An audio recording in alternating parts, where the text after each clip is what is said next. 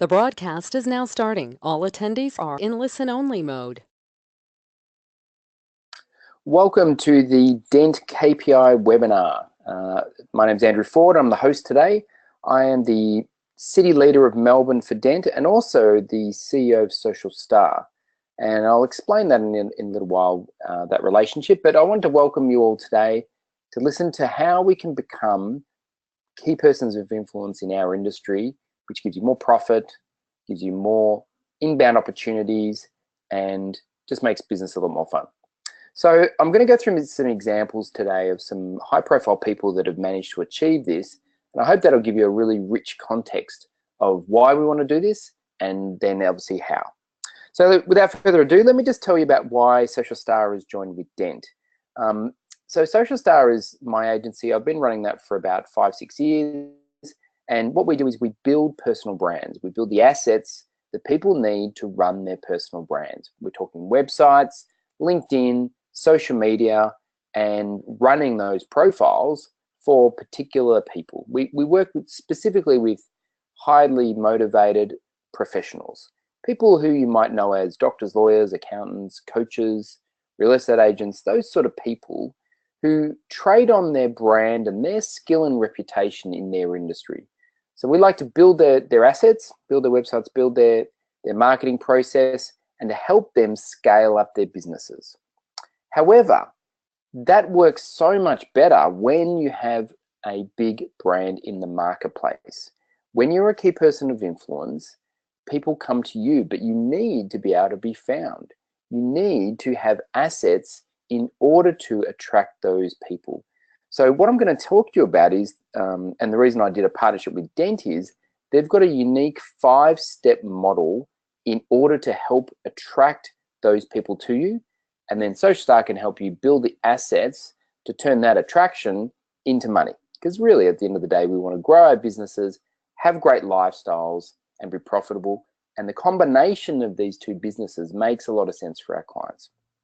So what I'd like to do at the moment is just review what the 5 steps are, and then I'm going to go through some examples of people who've used this material really well. And I'm going to go through, really global people that you would know, just so that you understand how they've built their businesses, and it'll make more sense if you know the backstory. So the 5 key skills to become a key person of influence are a great pitch, publishing content, productizing your value, creating a strong online profile, and then getting really great partnerships. Now, these are specifically designed in an order. So you start with pitch and you end with partnerships because of the way that we actually do our sales and marketing. So it's really important to follow the model in order, and I'll go through that process from that particular order. So the first one I'm going to look at is the famous Elon Musk. Now, if you don't know Elon Musk, he's basically the world's best entrepreneur right now. He's the most inspiring. He's taking on the world's biggest challenges. And I've got a bit of a man crush on him, I must admit. So I'm going to talk about him in terms of pitch. And the example I'm going to give is when he launched the Tesla 3, which was the latest car that they have out at the moment. So the story is a pretty amazing story of a pitch, and one of the probably the most famous that'll be heard of when it sort of gets out into the public. So a bit of backstory about Elon Musk. He grew up in South Africa, decided to move to America and California to take advantage of the tech boom. Thought it's an easy way to make money. The guy's a genius. He can read and have a photographic memory of any book. And he goes in there and starts coding and creates a small business and sells it for about 50 million. So now he's rich and he's got resources. He goes and invests that money into a company called PayPal and helps grow that business to what do we know it today. But he exited a while ago for about $1 billion, and had about 200 million in personal profit. So now the guy's super rich, and he's like, what am I going to do with all this money? Because he's genius and he's a workaholic, so he's got to do something with his time. So he goes back to what he loves to do as a kid. And what he loves to do as a kid is to build electric cars and make rocket ships, believe it or not. What does he do today? He makes rocket ships and electric cars, right? How cool is that? So first of all, the lesson here is that he got resources before he chased his dreams. So lesson number one. Lesson number two is that he, followed his passion. And then number three is how we really scale his business with a pitch. So he started this Tesla company, or he went into the Tesla company that was operating and they weren't doing very well. And he drew up a roadmap and he said, right, we're going to sell the Tesla 1. It's going to be highly expensive. We're going to make electric cars sexy, 0 to 100 in 4 seconds. And it's a really expensive car just to get us off the mark. And they're not really profitable after this mark. They're just selling enough to get by, but they're building their brand. The second thing they do is bring out the Tesla 2, which is a SUV for about 100 grand. And they sell a bit more of them and they start to get some scale. But the Tesla 3 is the key, because they're not really a big car company and they haven't got economies of scale and they're really not that profitable. So the Tesla 3 is the most important of them all because it's the one that's going to give them, become a serious car company. So what they do is not what a normal car company would do. The Ford Explorer, which is the biggest selling car in America a few years ago, launched their car at the Super Bowl. You pay $100 million and you get an ad spot and you do a whole bunch of social media and you launch your car. That's how you do it. And then all the dealers have the cars and people go into the dealers and do press and you do, and you spend millions and millions and millions of dollars on advertising in order to get people to buy your car. But Elon Musk's a bit different, and he followed a different model, and he wanted to be a bit more like Steve Jobs. He's from California. He's not from Detroit. He's a tech guy. He's not a car guy, which is awesome, and so he does things differently. So he does a Steve Jobs-esque presentation on a stage, webcast around the world to launch his car. You can see he already looks like Steve Jobs. He's got the black t-shirt on, etc., etc. And he goes up there and he just talks it through the journey that I just told you. And then he says the Tesla 3 is here. And off comes the sheet on the car and he points to the car. Now, the thing is that the car is kind of going to be a bit like that, but they don't really know because they haven't built any yet. And they haven't built any of these cars because they haven't built the factory yet. And they haven't built the factory yet because they haven't got the money to build the factory. And they don't really know what the car is going to contain because they haven't hired the designers yet because they haven't got the money. So it's a ways off. But what he says to them in his pitch is this: if you want to be part of what Tesla is all about, saving the planet, then obviously this car is for you. And he goes through the reasons why people should buy the car, and he talks a little bit about the features. It's $45,000 and it's a 4-seater car for families. But the way he presents the information is so amazing, and I'm not going to repeat it to you because you've got to go watch it on YouTube, that he sells a bunch of cars. Now, who would buy a car when it's 4 years away, maybe 5, not quite sure yet?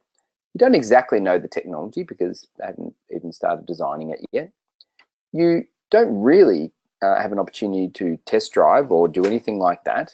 So what is the key is that you're not really buying a car. So that is the key, is that you're not buying a car, you're buying into a vision. So what Elon Musk does is he's not selling cars, he's selling opportunities to be part of his dream. Very different than selling a Ford Explorer. So what happens to the public? Does he sell any cars? Yeah, sells about 500,000 cars. 500,000 people are so inspired by his vision that they go online, they put down a $1,500 US deposit, which allows them to get the money, to go to the banks, to tell them he's got forward orders of billions and a whole bunch of cash to start, gets the money, builds gigantic factories, hires the staff, and in a few years' time, these cars are rolling off the production line. That's an amazing pitch. That's an amazing story of how someone can position something so well in advance that people will pull out their credit cards and buy something and go into the queue for something amazing. So that's a great story of a pitch. And I recommend you go and check out that Elon Musk's journey online. Now, the interesting thing about that pitch is that it doesn't work as a pitch alone because he's not that great a presenter and his story isn't the thing that sold it. The story is in he told on the day. The thing that sold it was the combination of the fact that he is an amazing person doing amazing things And everyone knows that fact. So they've already bought into the vision and they're just waiting for the next product. So that's why this stuff works. So the 5 Ps don't work individually, they work as a unison because he's got all the attributes. It just happens that this particular pitch was a remarkable way for his business to get ahead. Now, let's look at the next one, publish. Now, I've chosen Daniel Priestley, who is the founder of KPI or co-founder and the creator of the Key Person of Influence system through his book, Become a Key Person of Influence. And the reason why this is such a remarkable story is that when they started the business, they didn't have huge profiles and they didn't have great partnerships and they didn't have any of these amazing things when Dan and Glenn started the business, but they had an idea and they had a book. So a lot of the success of this company, $20 million company, won all the awards of fast growth and BRW, in all the newspapers for the right reasons. You know, they've had a remarkable success in 5 to 6 years' time of building a global business. 5 countries, 8 cities, and off the back of one book. Now, of course, you know, he's published 3 other books that have all been bestsellers since then, which has reinforced his popularity, reinforced the value of the organization. However, that one single book really was the essence of how Dent came to existence. A remarkable story in itself. So the book wasn't just a book, the book was a business. And that's the truth of anyone who's looking to publish a book today in the business realm is it's not about the book, it's about the ideas in the book and what you can extrapolate it into. Now, of course, Daniel's a very well-known person, so is Glenn. You know, they have really a remarkable story, and the combination of all the P's for them has flourished, but it all started with publishing. So that's the essence of this story for them. So what could a book do for you? How could a book position you in the right way to grow your profile, to allow you access to partnerships, to help you to grow your business? The third area when we look at is product. Now, I love Steve Jobs. I use him examples all the time. And you could use him for any of these Ps. However, the thing I want to think about or focus on in his particular journey was the productization of the iPod. Now, I know I've got an iPhone there, but the same thing, that's an iPod now, music player. So think back to when iPods went around, as in, you know, there was tape players and there was portable CD players and none of them were very good. So he went out and solved this meaningful problem for people is that, you know, well, I want to listen to my music and it's challenging. And so he came up with this idea for the iPod and people think that he invented digital music and he just didn't. I had an MP3 player prior to this, but it was terrible. You know, I had a one-line digital display that was so hard to use and type, and I had to scroll through endless things to try and get to the music, and it only held, you know, 10, 20 songs. It was, you know, it wasn't very good. So he solved that problem with the first iPod, and, you know, as we know, it's a famous case study in history. But what people don't look at when they look at the case study is the productization. So what we're looking at here is turning an idea into a product and selling it through the idea, but also the product hierarchy that he created. And because products don't make money, product hierarchies make money. So people don't know what an iPod is at that stage, and so they're unlikely to pay, I can't remember what they launched at, maybe $300 to $500. You know, the iPod eyeball was $20, but it was crap. And I'd rather spend, you know, $80, $100 on a really good one, you know, that's going to work, right? But people weren't used to doing that. So how do you communicate the value of that?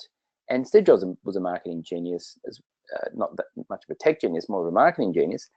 And he came up with the tagline, which is amazing, of 1,000 songs in your pocket, which just distilled the essence of what it was.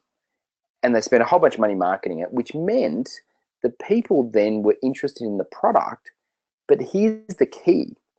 The product worked so well, not because the digital music player was great. It was because of iTunes. iTunes was a free product that they gave away in order for people to store digital music. Because at the time, the only way to put the music on was to rip a CD onto your USB MP3 player. It's time consuming. So they created an ecosystem to solve the music challenge. iTunes, iPod, and of course, your Mac computer. The reason why Steve Jobs diverted so much money in the marketing budget into iPod, because he knew that if he could get people onto iTunes for free, people would then go, wow, this iPod would be really handy for me, and they'd spend a few $100s on that. But then they would get into the ecosystem of Apple and start buying thousands of dollars worth of computer equipment. And obviously, this happened. Now it's the phone, not the iPod, but it's the same thing. Once you're in the ecosystem, you're in the ecosystem. And that's a productization model done well. Apple does it better than anybody. Google's trying to replicate it now. They've got their own phone. But replicating a successful model and creating are two different things. So he was a genius at locking people into the Apple system so that you never had to go anywhere else. And if you think about what people do when they go into that business, they go into an Apple store to buy whatever it is that they need. They don't even go and look anywhere else. And that's the secret sauce in Apple's profitability. They are the most profitable company in the world at the moment. Amazing. Are they the most innovative? No, they're not. But they're most profitable because they have product ecosystems. Moving right along. Let's look at Tim Ferriss. Tim Ferriss is a debatable person in terms of his success, in terms of people whether like him or not, but that's not the point. Tim Ferriss has had a remarkable career promoting basically himself. He's all about profile. You know, you will not find something about Tim Ferriss without a picture of Tim Ferriss. He's a very recognizable person. And of course, he's published, he's written multiple books, he's got, a world famous podcast, does heaps of speaking events and interviews. But if you think about his main value, he's selling ideas, but they're his ideas. He's selling his profile. That is the key. Now, how did he come about and how did he start to grow his brand from nothing to something? He came out with a book that was revolutionary. And again, that goes back to publish, and we could have used him in the publish section. However, it's not so much about the book, it was the way he promoted the book. It was an idea. The book was a 4-hour work week, for those who don't know. Great read, not necessarily the most practical application of, of work, because it's highly unrealistic that people are going to spend 4 hours a week working. He doesn't. He does lots of other stuff. However, the theory and the idea captured the imagination of people. But it only captured the imagination of people because he hustled and he promoted himself and promoted the idea extensively and then built his brand based on the back of this idea through his podcast in order to reach lots of people. And obviously he got stuck with this 4-hour thing. So now he's got a 4-hour body and a 4-hour chef and everything's about 4 hour. His website's called that. So, but he did it off the back of himself and his personal brand. So he really was exceptional at growing his brand through publishing and through media, but that's his product. That really is the core of his business. Now, of course, he's got product ecosystems now and he's published and he's done those other things, but really the start of it was all about him. The last one we're going to look at is partnerships. And I've used Richard Branson in this case, and obviously all of these guys are great at all of these things. However, if you think about the way Richard Branson has actually been able to grow his business and grow his portfolio more than just himself through partnerships. If you look at all of the businesses he's in, which are thousands, he doesn't go in there and invent stuff like Apple. He doesn't create new industries or revolutionize these industries really. What he's done is he's put a marketing layer over the top of existing businesses. So he partners with people very effectively to go, you've got a boring business, you've got skills in this particular area and knowledge. We're going to put this marketing overlay of Virgin of fun, making it fair, and making it accessible to the general population. And that's going to be why people are going to buy your product. I'm not going to invent the product. I'm not going to run the product. I'm not going to do any of those things. You're going to do those. We're going to put the Virgin layer over it and the brand so that people actually buy the product. That's the difference. That's his business model. So the fact that he can go out and partner with so many great people and just apply his magic formula to it is the reason why he's so prolific. I mean, look at all the businesses that he's in.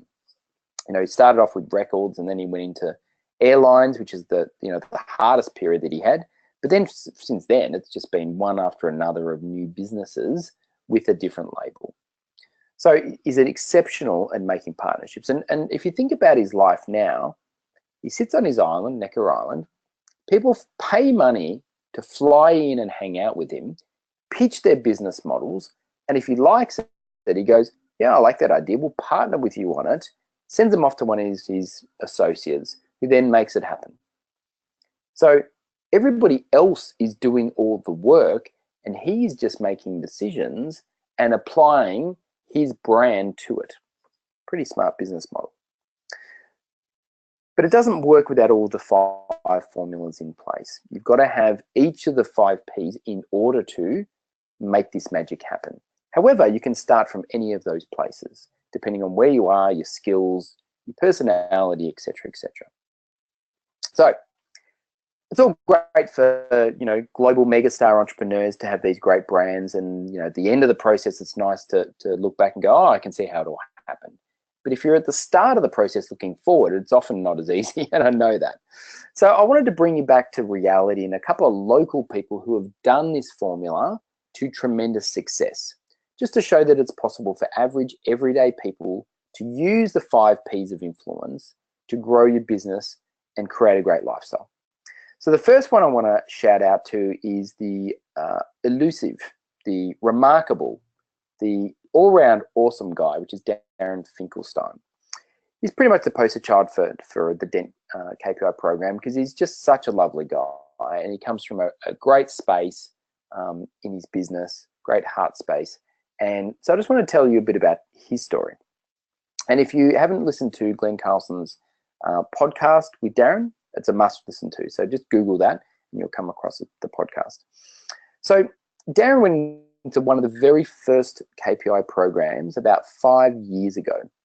And at the time, Darren was running his business, Secure Boat Sales. And funnily enough, he sold boats. That was his job. And he was a part owner in the business. He was a partnership with another guy, and his job was to sell boats.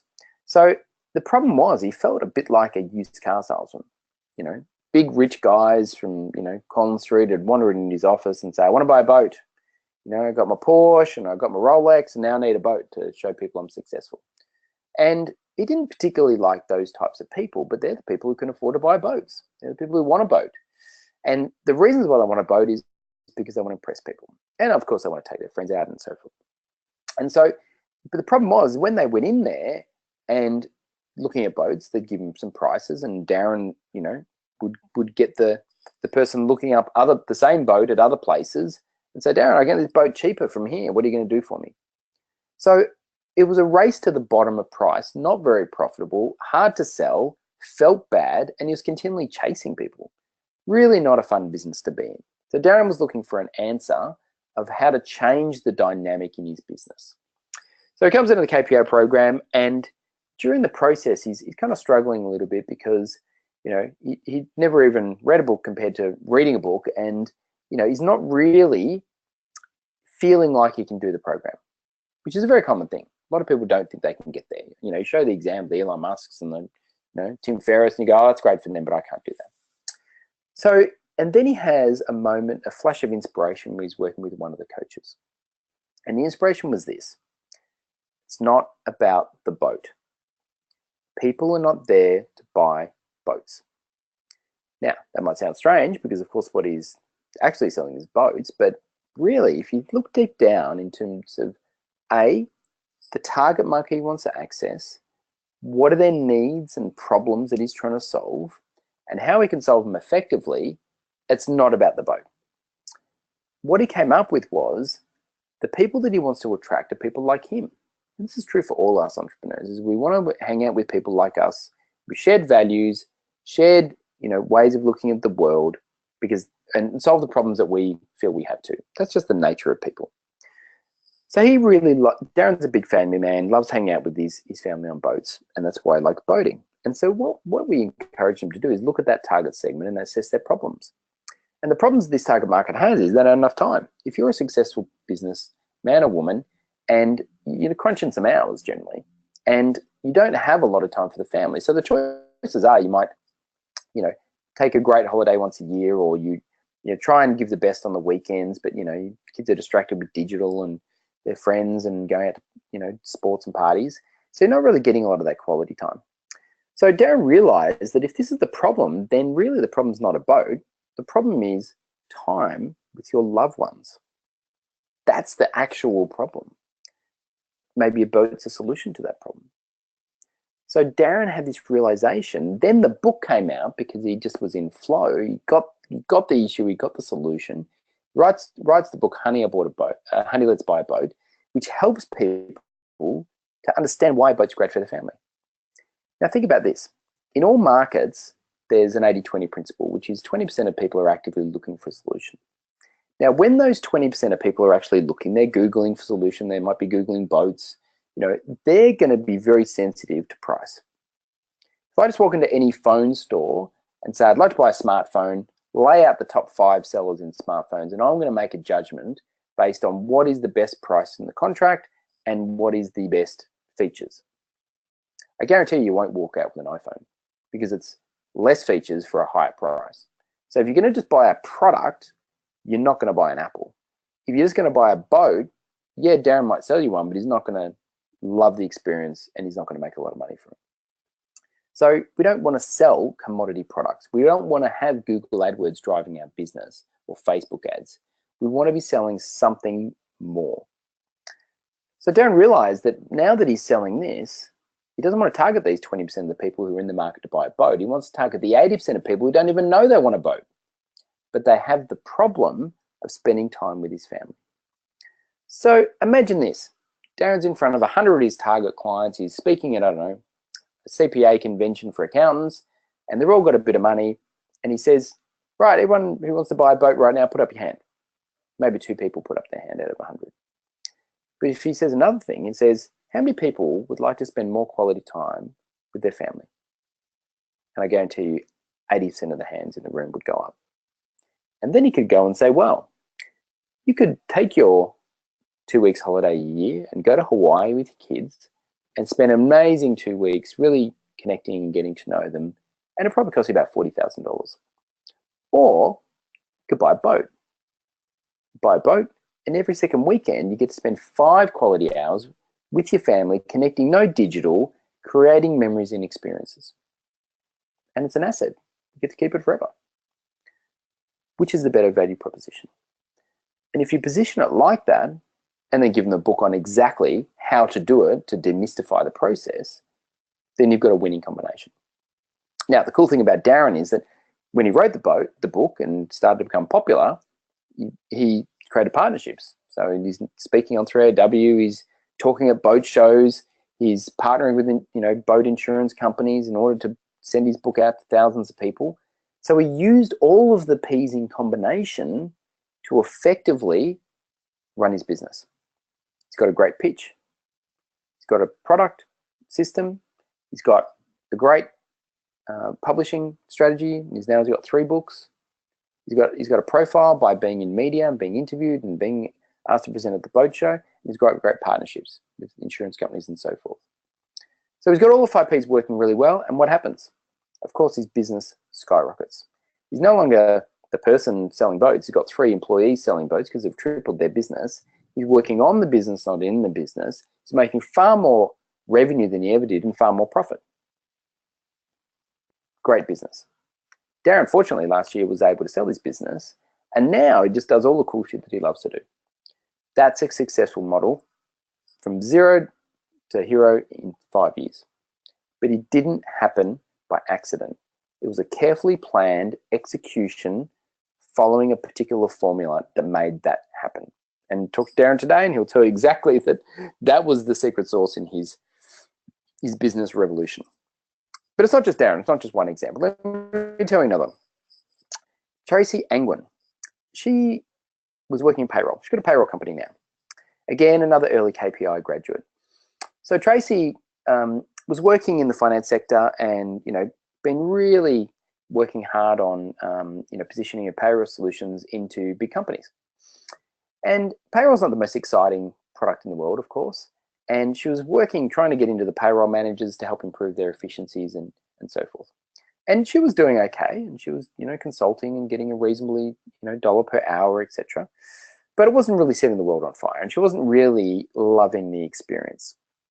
A bit like Darren, she came into the KPI program and then had a bit of a breakthrough, and part of her pitch was probably the most important part. When she realized that the pitch wasn't, I'll make your payroll more efficient, through a unique process, she can actually turn payroll, which is a cost center, into a profit center. I mean, that's an amazing difference in pitch and in the outcomes. She was already doing it, but she just wasn't telling people that she was doing this amazing feat. So, of course, she writes a book on that. And because she writes a book on that, she gets invited to speak at events. And because she's invited to speak at events, people consider her credible. Her profile has grown. And the conversation is no longer with the payroll manager. It's with the CIO, the CEO, and the CFO. So all of a sudden, she's at the C-suite table being asked to come in to advise them on payroll. And why are they inviting her in? Because her pitch goes something like this. You're running payroll. How much does that cost you a year? Oh, that costs us $500,000 a year to run. Fantastic. Do you know that I could turn that loss on your profit and loss into a profit? Now, that's enough tease for anybody to say, come in and tell me how. And so she comes in and she says her credentials and she shows all the customer examples of where she's done it, and she gives everyone a copy of her book. And then they say, well, that's amazing, but how do you do it? And she says, I've got this great process, but really, do you care? And they're like, no, as long as you can get to the results, I don't care. Go and work with my payroll manager. You've got full authority, implement your system, and we'll see the results. That's the difference. People are not buying your inputs. They want the outputs. And so the positioning of the pitch, the book, the partnerships, everything like that is set up to release the value of the outputs that you're probably already creating. Tracy was already doing it.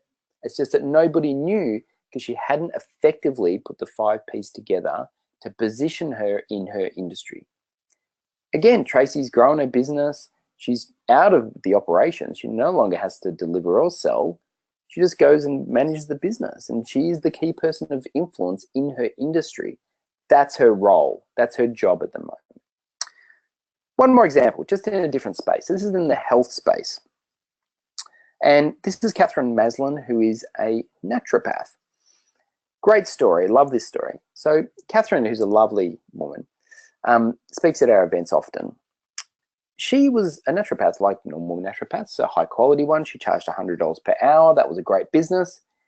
However, was not really, again, making the world on fire. She was running a little practice. It's expensive to have physical premises and staff. And so she was working hard, doing 8 hours a week, oversubscribed in terms of her business, which is fantastic, but just not really making much profit. Then she goes through the program and she realizes that the particular niche market she loves to work with is mums. Mums who are generally, and God love them and bless them, they're generally overworked. They're working, they're looking after family, they're trying to have their own lives as well, exercise and keep fit and healthy, and they're just exhausted. There's just so much going on that they just never seem to get a break and recover. And they come to see her, and she's only got a few sessions with them because they only pay for 5 sessions on average. And so she gets $500, they get a few pills and tablets and some advice, they go off in their day, and their problem's really not solved. So the key for Catherine is she went through and really understood this particular target market and unpacked their problems in detail and realized that to solve the problems, she had to create a remarkable solution that was greater than herself. It was more information in there than what she could solve as a naturopath. They needed personal training. They needed mindset coaching. They needed all these other things in order to solve the problem. But she was brave enough to go and create a product process and to write a book about not just being a naturopath, about these particular target markets getting well and staying well. That was the essence. That's what they wanted. Energy, And instead of coming and seeing 5 times, she changed the whole project to being a whole year, because to get the remarkable result, you have to have a long-term remarkable solution. And it's not going to cost a couple $100. It's going to cost more like $5,000. So changing your price from $100 to $5,000 is quite a remarkable price change. However, because she had the 5 Ps in place, they said, well, you've got the profile, you've got the credibility, I can see it, you've written a book, I can read about this process and the examples of the people that you've helped. All of these things fit in unison. Consequently, she's grown the business exponentially. Again, she chooses to do part of the naturopathy solution because she loves it, but she doesn't have to do it. She's got other people who help. And she's out of the system, working on the business, going and speaking at events, giving books, doing media. That's the role of the KPI. That's what we want to do. We want to be the CEO and KPI, letting other people run the business, because they're coming to us because of that. So just because you're building a brand, it doesn't mean that you have to do all the work. When I go to the Virgin Terminal and buy a plane ticket, I don't expect Richard Branson. We don't expect that. We just know that we're there because of him, because of that brand, because of that essence. So this all sounds good. What I'd like to talk to you a bit about is, well, how? How do we get there?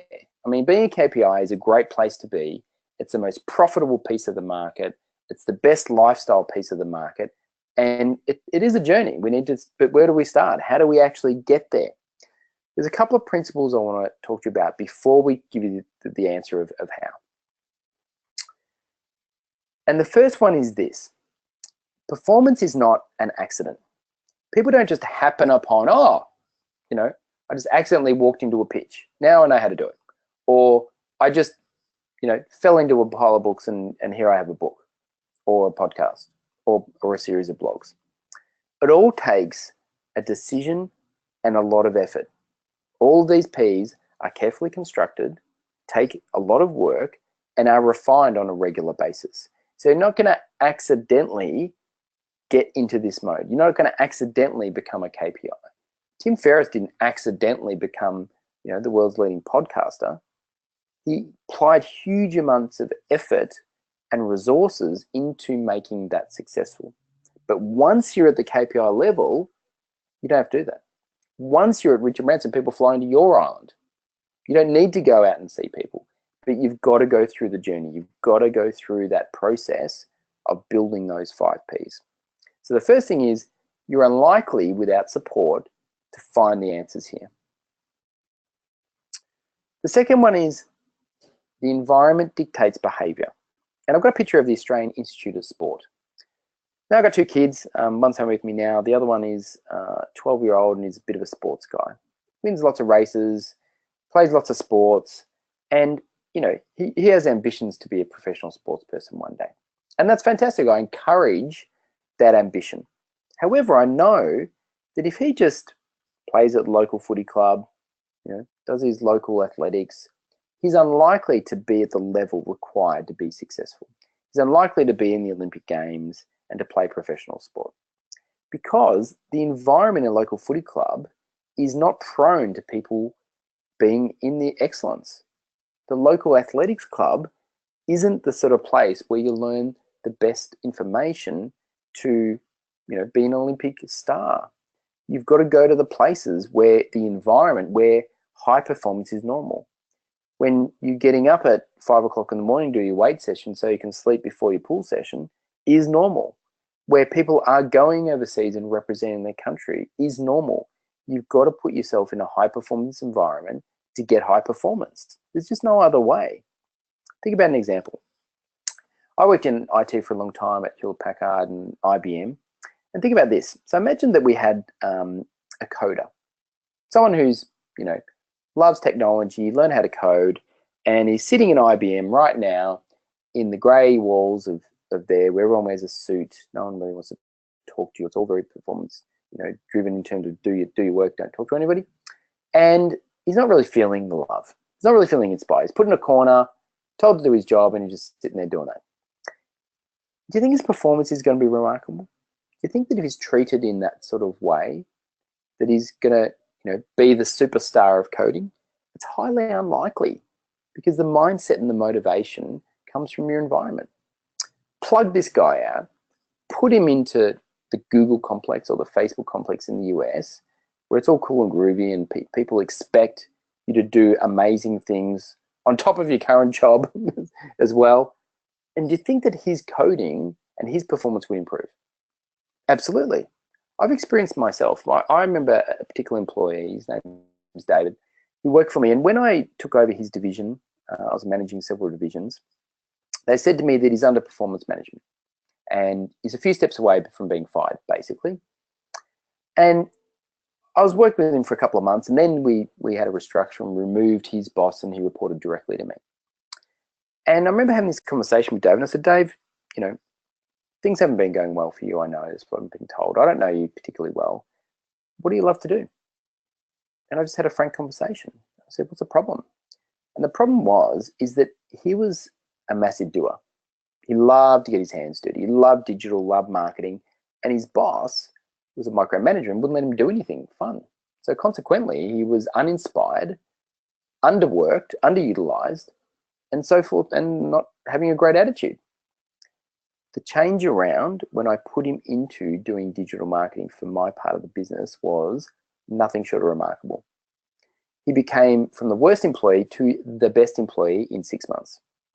He then went on and works at major banks doing high-end digital marketing, getting paid a squillion because he found his passion. I'm not a remarkable manager. I just asked him what did he want to do and got him to do more of it. Consequently, he felt inspired, very grateful for me, and worked his ass off and became super successful. Your environment dictates behavior. In that case, it wasn't even the physical environment, it was the job environment. So you've got to put yourself in an environment if you want to be successful. And being an entrepreneur, I know I've worked from home, I've worked by myself without a team when I first started, and it's tough. You don't feel like a world-class entrepreneur sitting in Jamie's at your dining room table trying to sell stuff over your computer. It's not a fun place to be. You've got to get yourself in a high-performance environment in order to be around people who are doing cool stuff in your area. The third part, and this is something that comes up a lot with customers, but it's such a critical thing in terms of who's in control of your brain. Now, think about this, is we've all got what's called a monkey brain. That's a part of your brain that is designed to keep you safe. I was doing a presentation just the other day, and I was on the 39th floor, and I was standing against the window to demonstrate this point. Standing on the ledge, leaning my head against the window, the city pavement 39 floors below me. It felt extremely uncomfortable. I felt like I was in danger, even though I consciously knew that the glass is strong and I'm not going to fall. That's the monkey brain. It's telling me to get off the ledge and sit back down and get away from that window because there's potential danger. It's not rational and logical. It's designed to keep us safe. The problem in business is that the monkey brain takes over when we have doubt, when we feel not in flow, when we feel uninspired. This monkey brain comes in, gets us out of our flow and says, you can't do it, don't take a chance, don't take a risk. And when you're in that zone, you can't think effectively. You're not in the part of the brain that has the highest quality thoughts. So the process of entrepreneurship is to spend more time in the empire building part of your brain, the frontal cortex, and less time in the limbic brain, the monkey brain, which is holding us back and trying to keep us safe. Because there's always, oh, don't do that, don't do that, don't do that. But if you never do anything, you never make a decision. You don't get that blog out. Oh, who am I to write a book? I'm not going to do that.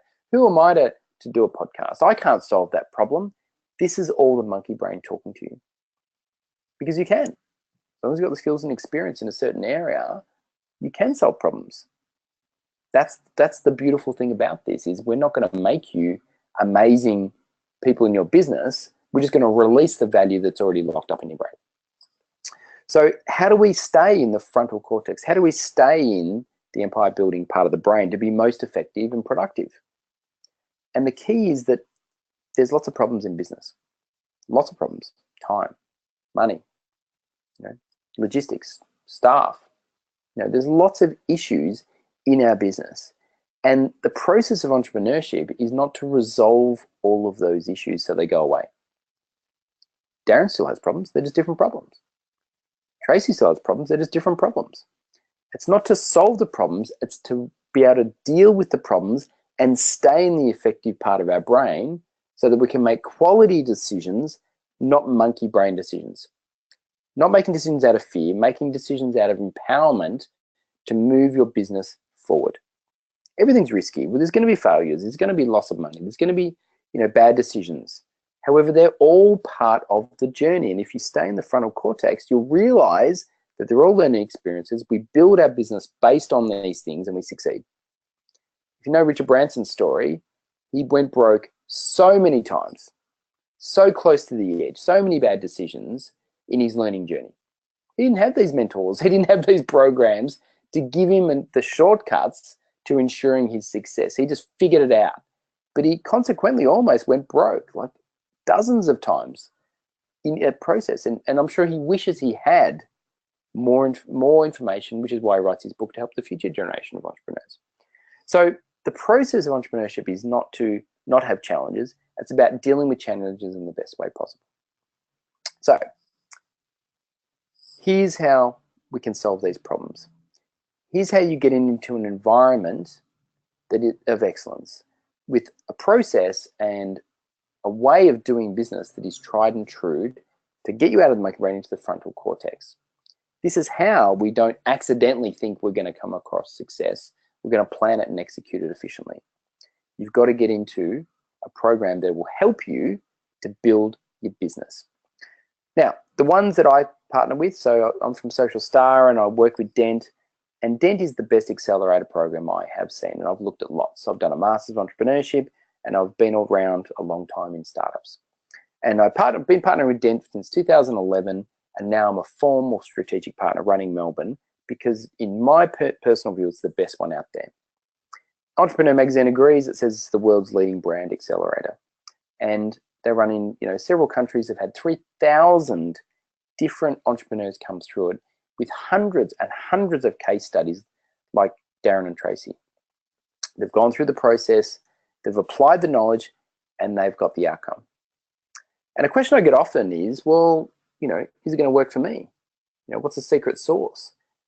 And I'm like, there is no secret sauce. If you're coachable, if you listen, if you open yourself up for change, and you're prepared to do the work, you'll get the result. It's not an accident. It's not some people are lucky and some people are not. That's not what it is about.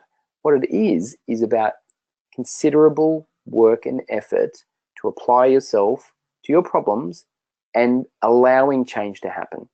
Because, as Einstein said, if you want a different result, you've got to put in a different effort.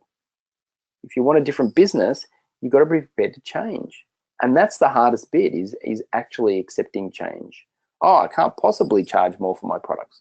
We can't possibly earn more money either. So we've got to be prepared to go into a process like this with an open mind, an open sheet of paper, and create your business from scratch and change it. And I guarantee you at the end when you get out, that's when the magic happens. So the next steps. If you're interested in learning more about those 5 steps in the process, how it applies to your stage in the entrepreneurial journey, because we take people from early stage to late stage, what I recommend you do is come and spend 3 hours unpacking your business. We do it in all cities around Australia, in fact, around the world, in 8 cities. But in Melbourne, I run them, and here's a link where you can go to book one. I hear you say, what's the cost of these sessions? Now, we normally charge between $1,000 to $2,000 for a strategy session. However, for the people who fit our type of process, we don't charge anything. It's a $50 donation to charity because we believe in giving back, and we've given over $600,000 to charities of our choice.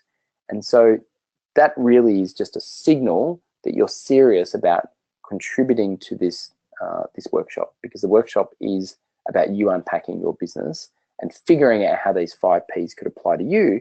So you, in 3 to 5 years' time, you could be a Tracy or a Darren. So go to the URL. It's a keypersonofinfluence.com/3hour. Choose the city and the time of your choice, and I hope I get to see you as a KPI. Thank you.